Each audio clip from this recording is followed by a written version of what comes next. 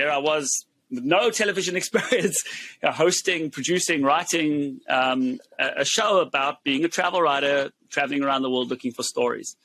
Come back from that, and I had all this amazing content. So that turned into a column for the Globe and Mail. And then for Canada Day, the editor said, we need Canadian content. And it occurred to me that by that point, I think I'd hit 100 countries. And they said, I said, look, I don't know Canada. I've traveled basically something in BC, but not much. Yeah. And they're like, well, if you were to travel in Canada, what would you do? So I researched what I called the Great Canadian Bucket List. These are the experiences that I thought that would be amazing.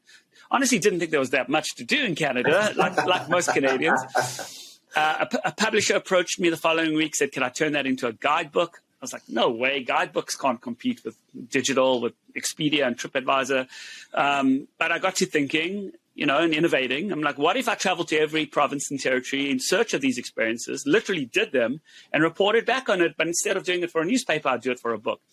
And the publisher said, nobody's done that before. And I was like, what? I mean, this was 2010. It's like, nobody's done a book about the most amazing experiences in Canada. Like, well, there's guidebooks. I'm like, yeah, but guidebooks are full of information. Yeah, I want to focus on inspiration. Why? Not the how.